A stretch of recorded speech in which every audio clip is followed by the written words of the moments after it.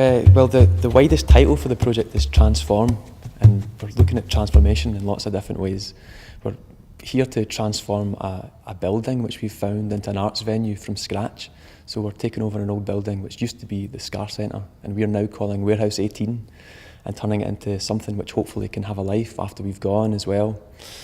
A big ambition is that we create this arts venue and then people have enough interest in it to continue that kind of work once we're away. We've been working with youngsters in individual areas of specialism. So we've formed a physical theatre group, and we've formed a group of musicians, and we've formed a group of storytellers. And then for the other half of this project, the art installation aspect, in another building in Warehouse 18, we've formed groups of audio artists and video artists and photographers, sculptors, each of whom is collaborating with a specialist in those particular areas. We're also trying here to transform people's expectations of what theatre can be and who can make it and who it's for and how you access it. So we're creating a free event for St Magnus Festival in collaboration with the Kirkwall Grammar School, and the performers are all 14, 15-year-olds telling a story which they've created themselves from scratch with our assistance over the last couple of months. And also it combines lots of different disciplines, artistic disciplines, in terms of physical theatre, high energy stuff with live song and storytelling. So yeah, the big ambition is transformation of people's expectations about what theatre is all about and who it's for, how it can be made. I contacted the National Theatre of Scotland and they told me about their Transform project, which I thought sounded really exciting, and especially since it was focused on the involvement of young people, which is one of our priorities in the festival. And Kirkwall Grammar School was approached, and I was delighted that they were willing to take this on. So Gillian Dearness from KGS and I put together an application to the National Theatre, and it was accepted, and that's how the project got off the ground. They came into some of the classes with the third years, that they were then third years, and got them to do quick writing sessions. All of them had to sit and write their ideas about what Orkney was like, about themselves, and that's where it started. And they did the same with the staff at that point as well, to get an understanding of where we come from, what life is like for them living here, because it is an island, because we are, in some senses remote from the rest of Scotland. There's all sorts of different shows that could have come out of this process.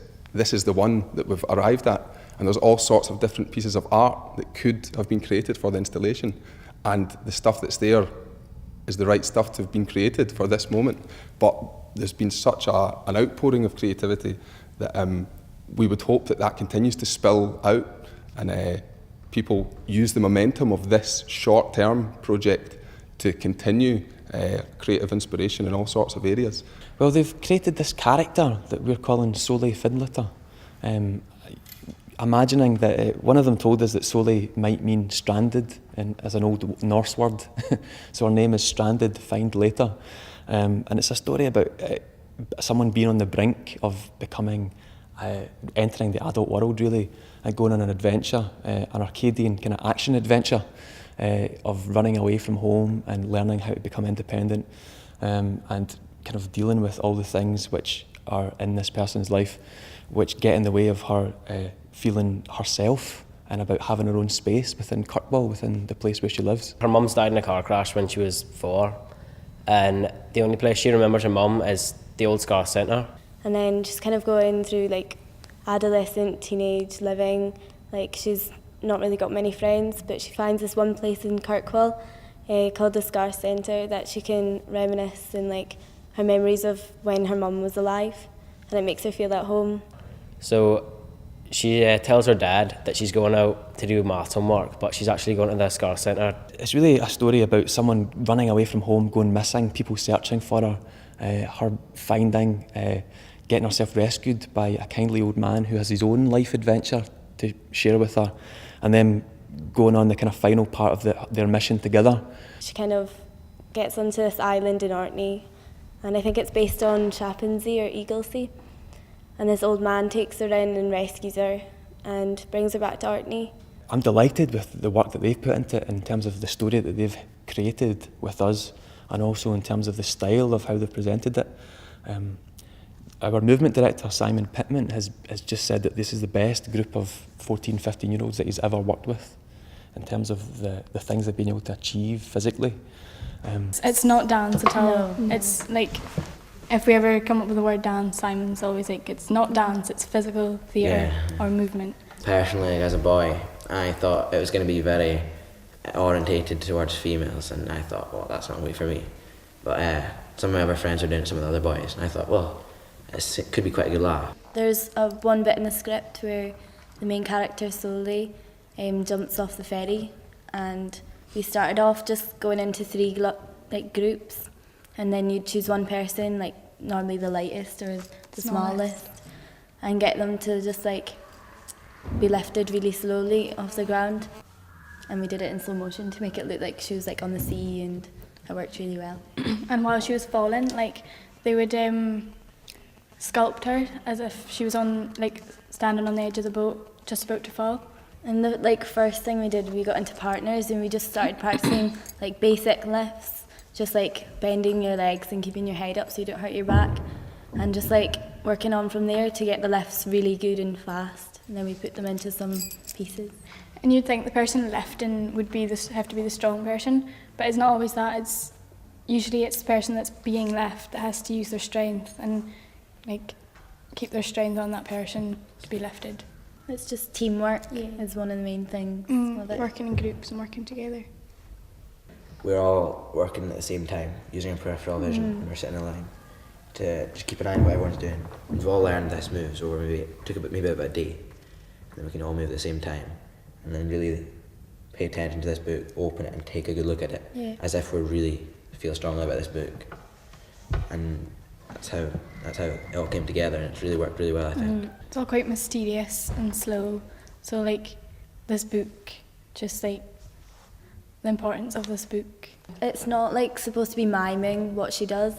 We're supposed to be like putting across to the audience like the feeling of Solly coming into this strange house and not knowing what's going on. Working with Amy Leonard as musical director has been great because she's bringing all that expertise she has with the Song Shop Choir and the Big Orkney Song Project, and feeding those songs, which have been lost and forgotten about, a lot of them, into the lives of teenagers in Kirkwall. And from our point of view, we've spent so little time in terms of talking with them about acting, but just wanting them to be storytellers and just to be themselves on stage and to communicate directly with people in the audience. And so we're delighted with what they've done. You can kind of relate to Solly, not with the mum thing, but with living in Orkney, because sometimes you do feel a bit like trapped and stuff. And about people across generations connecting as well. Something that felt really important here was that unlike other cities in different parts of Scotland where teenagers really just communicate with themselves, and there's a kind of a missing link between teenagers and adults, is that there's so much cross-generational dialogue that happens here that we wanted to capture, and those relationships between parents and children. That's a kind of rambling way of saying that this story is all about a sense of adventure and a sense of escape and return, and what it means to belong somewhere and what is home. I think as a community we were involved in the writing process, being older than the kids themselves and having a bit more life experience and maybe a bit more experience of being away from Orkney, coming back, and all our feelings towards that. I suppose we were directly involved in kind of not necessarily creating characters, but certainly creating aspects of their personalities, such as Duncan, the kind of fear of moving away, which I think a lot of the older community company could, could kind of relate to, and also maybe the dad, maybe bits of him came from, I suppose, our experiences. And then we got started on some writing pretty well straight away. We did this wonderful sort of map of Kirkwall, populating it with stories and memories and bits and pieces, just describing a walk through the street and each of us adding our own bits of ideas and thoughts and feelings about Kirkwall. And when I look back, pretty well none of that, almost none of it, some of it, became part of the final piece of theatre. But it didn't matter, it was all part of this layering and building of stories and history and ideas. But I loved that first session, and I knew from the beginning that I was going to want to keep coming if I could, because it was so much fun and so interesting listening to everybody else and your own memories and theirs and how they did or didn't collide. Well, looking back on it, the community company, I suppose they come from all walks and all approaches. There are sort of teachers and organisers and writers and people who wouldn't normally do any of these things. And then it's all put in a pot and everybody fires their own ideas at it, and it is a Mixter Maxter in a way. You know. We did a lot of automatic writing, which was brilliant because I've always wanted to write or had thoughts in my head but never really put them down, and being made to, the automatic writing is where you're told, right, we're going to have 10 minutes, you start now, and if you don't know what to say, just write, I don't know what to say until you do. And we were given a thought or an idea and told to get on with it. And I just loved that. It was so liberating because it stopped me, labouring over it like when you write an essay. I just had to keep going, and it just came, and that was brilliant. Davy kept advising, it doesn't matter, and even if what you put about your character doesn't enter the script, it's building up a picture that could be used.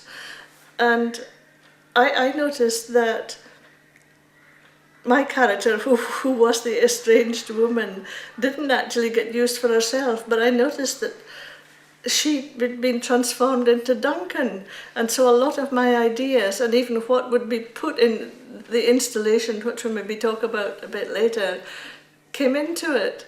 So it's all a mishmash, and I did see my ideas, and one of the important things for me was I said, and Davy was nodding vigorously, about Solly's problem, that it's never spoken about, we never speak about them things, and I felt that was important in the project, and maybe it was me that invented it, who knows, everybody was contributing, so who knows. Even watching the drama, which in many ways was so much more shaped by the kids, I think, although you could see where a lot of the strands and ideas from the collaboration had come from, and it was lovely, it was a real transformation of a lot of the work we'd done, but very much their piece and very much a piece in its own right. We did audio recordings of pieces, well, some pieces that we'd written ourselves. I recorded a piece that I'd written about coming back to Orkney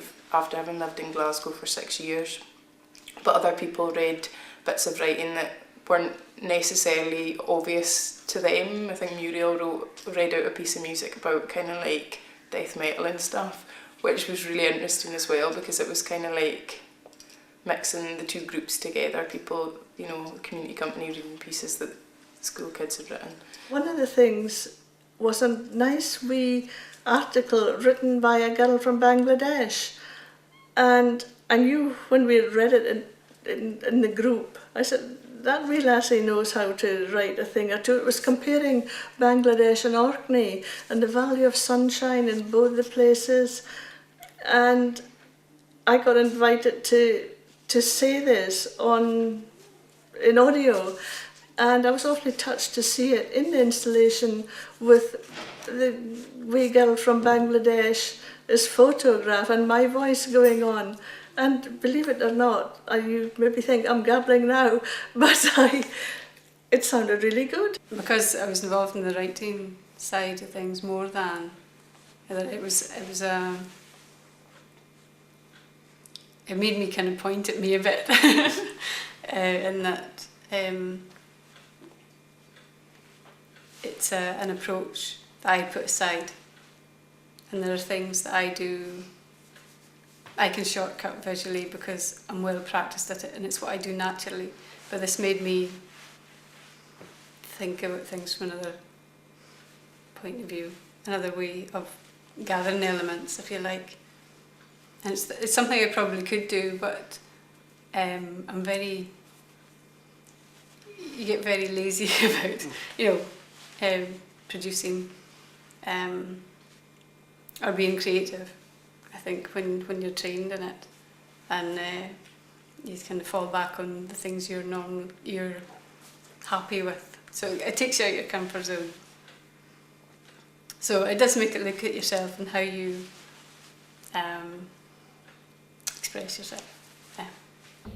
I'm quite interested in art anyway, and just seeing this installation art, which is something that I'd never heard of, and it's just entirely different from just painting or drawing or whatever. It's making a space into something completely different from using photography, video, sound, just simple things like that that you'd never thought of using for art.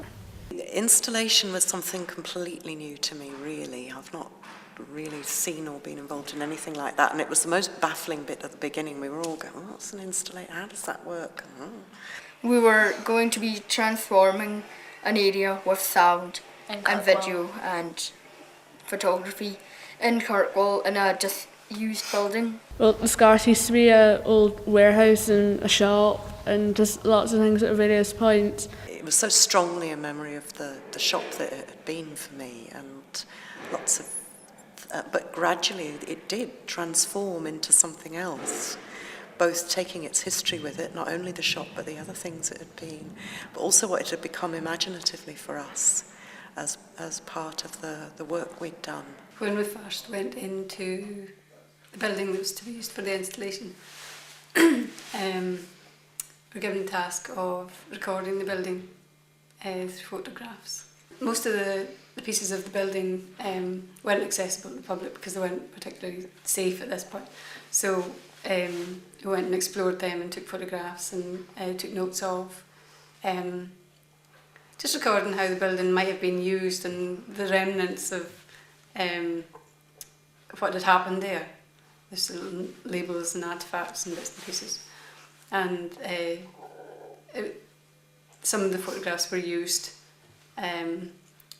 on big scale, just as stills on an alcove in the main run in the installation. There were one or two objects left behind that sort of indicated what the building had been used for. There's also things like butterflies that have been trapped in the building after, in the years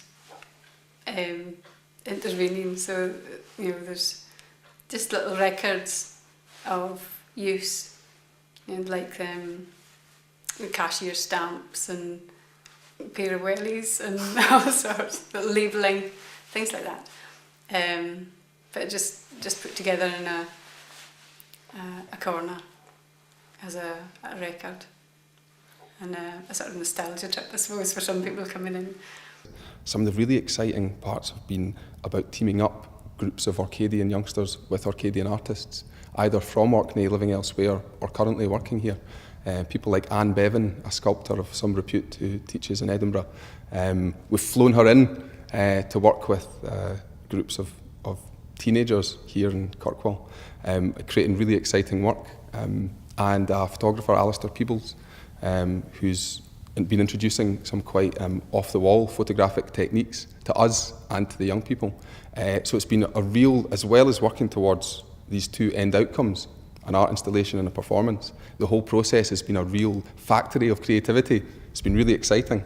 The first time that we met Anne, we worked with Plaster of Paris, which was quite messy and quite fun. And we were also doing... we worked with covering things in foil like she had with the rock, and just did stone work, and we covered rope and just made things, everyday objects where they just looked really good. We started filming this, we had 2 silver buckets, and we had this sort of milky looking water, just as powder paint mixed with a lot of water, and we had it set up with a dark background on a dark surface with just like one single light looking on it, and we just poured this water into the other bucket just because it looks really cool. She said that it was because the scarf was used as a dairy once, so it looked like it was milk, because it looked like milk. It was like being poured into the bucket, and it just kind of represented the one of the stories about the old scarf. Today I've been working with a group of youngsters from KGS to fundamentally what I've been doing is working with them to produce an image for a flyer which has the words Mixter Maxter on it, written in torchlight on a still photograph with their faces in the picture. And the brief was for an image that would fit on an A5 size format. After having spent a bit of time going through the process with them and trying a few things out and giving them a bit of information about that kind of photography and other kinds of long exposure photography. Because we didn't know which third years were going to be involved, we decided that they would all be involved, and the staff developed additional activities that would be linked in with the actual production that was being worked on. The Transform projects had about 100 pupils involved in performance, and as close to the performance as can be. There's been about 80 odd pupils that we've actually made projects that have linked in, but in the main it's the excitement and the thrill of being involved with practitioners who it is their job, people that have been trained and that is their job that they work in all the time, who are seeing things in a different way than we can as teachers in the classroom, that we don't have that chance to work with the pupils as much and in such great depth. And the whole year are really pleased that they've all been involved in it. They all feel a sense of ownership, even though they might not be performing.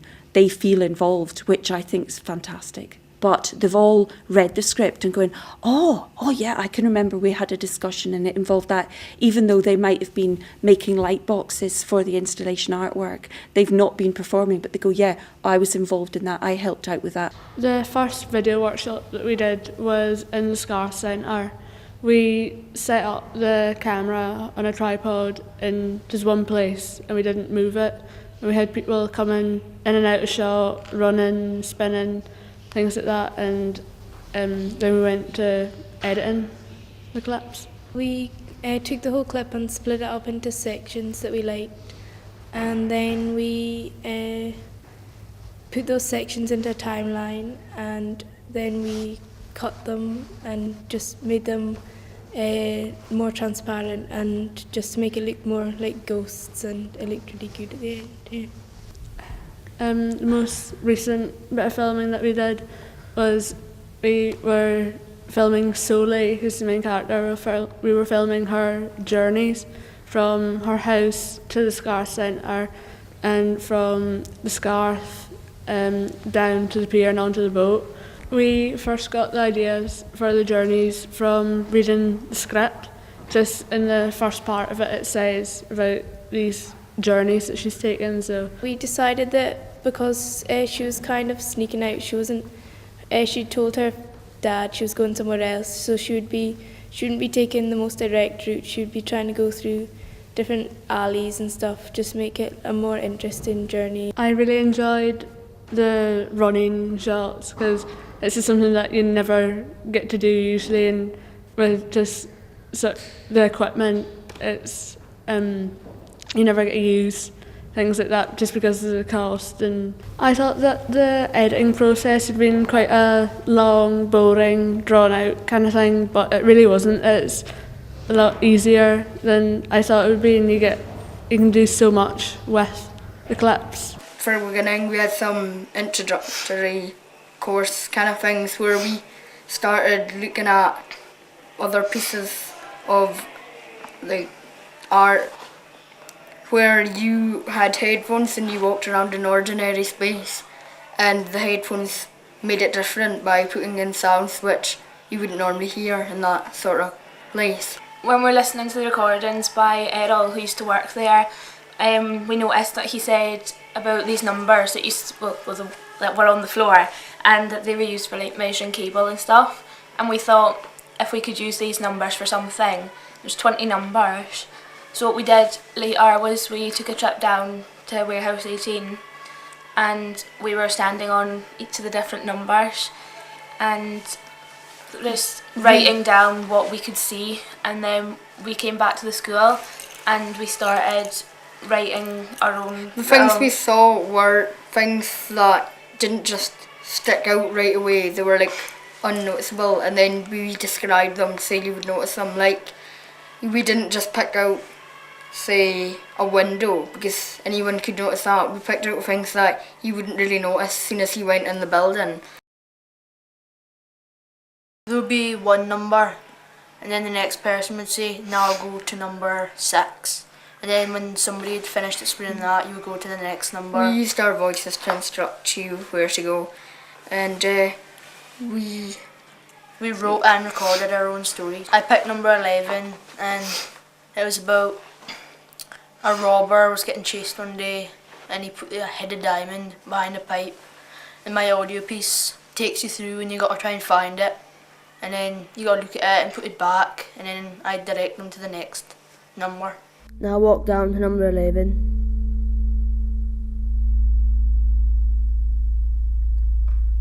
Turn around until you can see a big, long, mouldy, brown, rusty pipe next to you. Can you see it?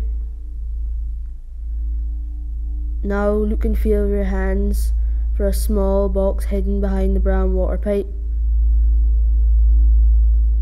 Found it? Pick it up, open it, look inside. Can you see it? It's beautiful, isn't it? A robber put it there one day when he was getting chased by the cops. I guess he put it there so if he got caught, they wouldn't find anything on him. The robber has not yet returned to collect it, but make sure you put it back, because he might. Many of the people who came in the building actually thought it was quite a good idea that you picked someone out from a hiding place and looked at it, and then the idea that he might come back and you had to put it back. I just think that everybody that came, a lot of people said to me, they said that they really liked the idea that they're getting interacted with our sound piece and they're interacting with it by able to do different things. I had an idea for number 18 where I drew a wall, well, a little door on the wall, and I wrote my name on it, and I made up a story that if you drew around the wall and wrote your name on it, it might open if you were like, I think I put a chosen one. And at the start, people from our year that were helping, like people in front of the house, had drawn around it and everything. And by Saturday, it was, on the second day, it was massive. And on the last day, on Sunday, it was absolutely, it was just enormous. It had gone way out of the outline and there was names everywhere, but I think it looked really good because it was all done in chalk, so it just looked like this massive rainbow on the wall. It was pretty good watching people do it because some people you'd see like grinning and you'd see some people laughing and that, yeah. There's one lady listened to it 3 times. Yeah, we had quite a few people who would actually come back in wanting to hear it more, and they were coming back with family. It just feels good to know that like they are interacting. Like I know, and that it's you've done this and there are your instructions that they're following, and when you do it actually makes you feel pretty good when you see people doing it. And it shows you that they are going along with it and they're doing as it says and they're interacting with the audio piece. The visual art stuff that they've done with Kim and the audio sound work that they've done has been really exciting. They've found that very exciting, and it's not the same pupils that would be involved in a performance. You know, you've always got your pupils that love performing. But even with that, the physical theatre has brought in groups of youngsters that have never ever performed before. It's not a case of, oh, this is the drama class. It's not like that at all, because some of the drama pupils have ended up doing front of house because they wanted to find out more about that. I'd been asked if I'd like to do some photography because I sort of say so myself. I'm quite good at taking wee snaps, but I didn't know what it meant, torchlit photography. The actual light writing, I've discovered a new talent there with the spacing. But as a community we were involved with that, obviously. Lister people's doing bits of text with torches. I think everybody except me knew how to do this, or had a go before. And we all got a torch. And of course you have to write in reverse. It's all, as they might say in Orkney, about face. So you have to ken how to write. I can do quite I can write Esop with face, no problem. But I didn't know whether you had to retrace, like when you're doing an E, there's a lot of backing for there, and I didn't know whether to turn off the torch or retrace or how to manage that. But Mr. People saw my dilemma and he came over beside me, obviously identifying a greenhorn, and I had to go away down low and away up high, and it's not like a little eye you're drawing. You had to, well, with a T, for example, you have to go up, away up to the roof, and then T to go away over. I was bumping into Sam by this time, and away over there, and it's also very large. The things I was involved in that installation, there was a big scale photograph that Alistair Peebles had taken. I think it was about 7 different images of me standing side by side. There was some projected shots on the end wall. Creating images of us on the wall to create the look of gossiping women about this poor lassie that had been missing for something or other. And I think it was very good, amazing. I thought it was wonderful. I just loved it. Because although it has a structure, it has a very strong artistic structure, or several actually. But because it's that out of time, because you can take your own time in exploring it and you can go back again and again, and I did. I needed to go several times and absorb it in different ways, and it has so many different elements and such richness to it. It's not constrained the way any piece of theatre is by the moment that you walk in the door and the moment that you walk out the door, and the space that you have to work in. So there's something very inclusive about it, and it allows your imagination to wander down all the byways, rather than having to stay in the space, if you know what I mean. And I loved that. I loved all the different art forms and all the layers and themes coming together. I thought it was terrific. I think it would make more sense to you if you saw the play first, then came to this. But actually I came back to the installation on several occasions because of course I'm involved, and I listened to the earphones, and of course all the people know me now and they were most helpful, they really were, and they did show me and help me, and I can see how it reflected the play. It's been a lot of work, it's been a lot of work for everyone, and it's been, the staff have had to be really patient, and they have been really patient because they are out of classes a lot and they do miss a lot of schoolwork. But there is a real feeling that pupils that might not have been motivated in school and might not have been motivated to actually take part in something, without having this slight pressure that, they have to take part, they've learned so much and they're so pleased with themselves, There's just a real sense of achievement for everybody. All 184, pupils that have been involved feel involved. I think that it's easy for a young person to underestimate their own abilities, to underestimate their own potential, especially when through school we tend to, we assess them how good they are at recalling facts and so on, or how good they are at writing essays and all these kind of things, kind of conventional things. But there's so much more that a young person could do. And unless you give them the chance to do it, unless you unlock that potential, we'll never know, and they'll never know. And now the pupils, all of them who took part in Mixter Maxter, know that they've got an awful lot more to offer than they thought they had at the beginning, because none of them would have believed that they could have come up with something like that. Whatever part they were playing, whether they were acting or dancing or they were part of the art installation, the whole thing that resulted as a consequence of the involvement in the project, I think would have amazed all the pupils and helped them to realise there's so much more that they can achieve. I think one of the really nice things about this project is that it has brought people together who normally would never meet each other. We've met a tremendous amount of people that we would never normally see, and kids for the school, and I think it's really been a good project in that respect, and the feedback for the schools has been amazing, that so many of them have got involved and done this. It's hard to say in the end what I contributed, because it was that's absolutely what was so brilliant, because you think of writing as a very individual act of creation, and I suppose most conventional writing is, the image of the novelist or the poet stuck in their garret, doing their scribbling, and this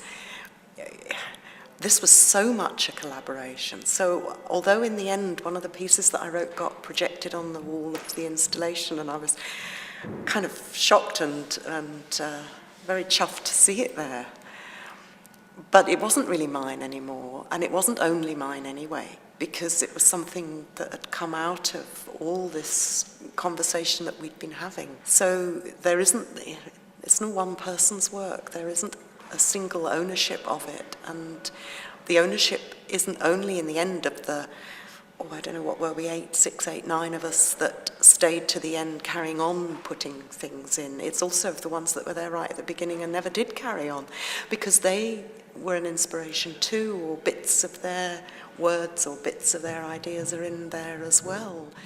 Fantastic, really, really emotional. And we saw the installation earlier in the day, so that really put the whole thing into a context. It was fabulous. I was amazed at how well the kids performed, actually. It was not one weak link, it was really excellent. So I don't know how you've managed to draw that out of these kids, but you've done it brilliantly.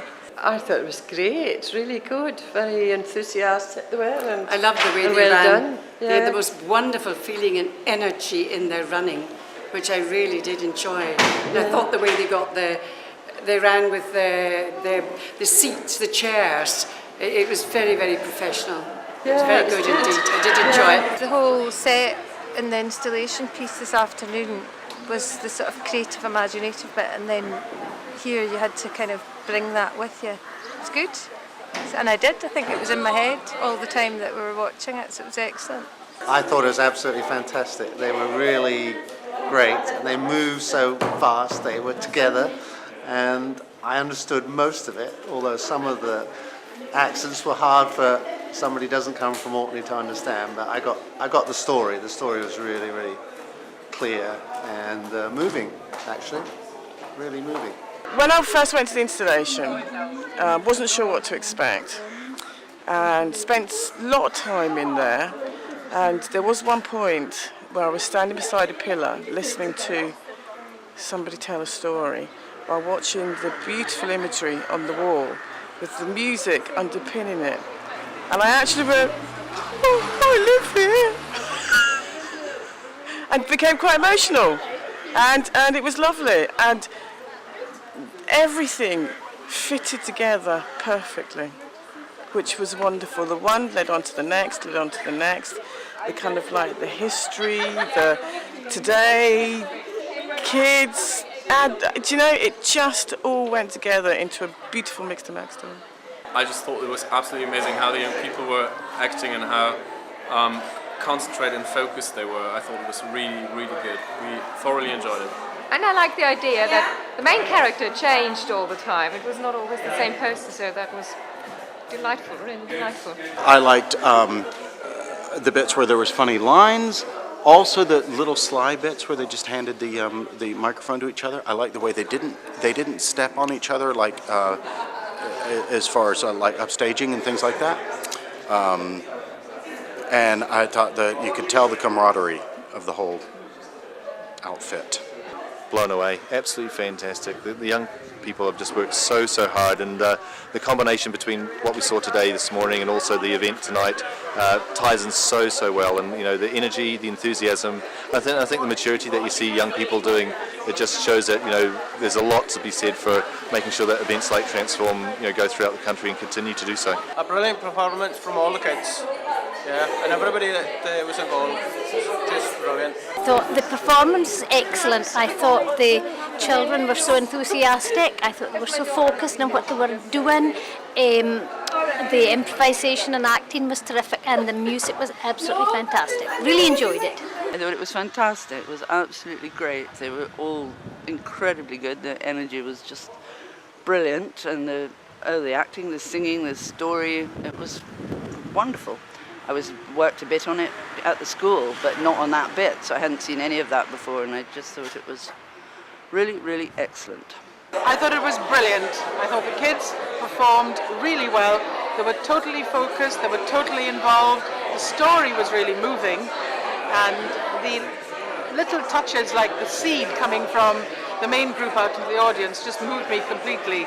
I thought it was brilliant. I loved the music, I thought the story was worth telling, and I thought the kids did brilliantly, and probably transformed their lives, who knows, but I thought the National Theatre, well done.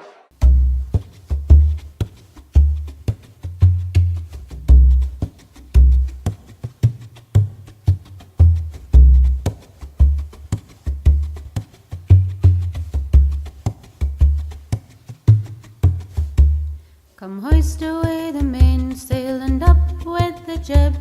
Come heave up the anchor and quick the rudder ship. For we're now upon a journey o'er the deep blue sea.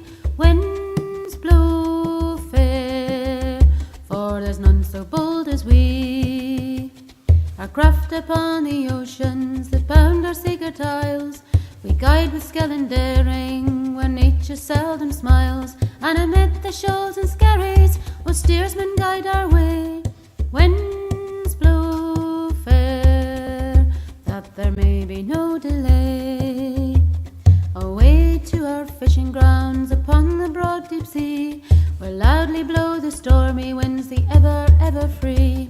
And amid the roosts and breakers, we dare not to stay. Winds blow fair, that there may be no delay.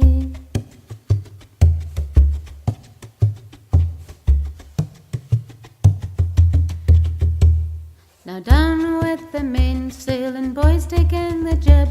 Look well to all the fishing gear and see that nothing slip. Now may our bounteous Providence send us luck upon the sea.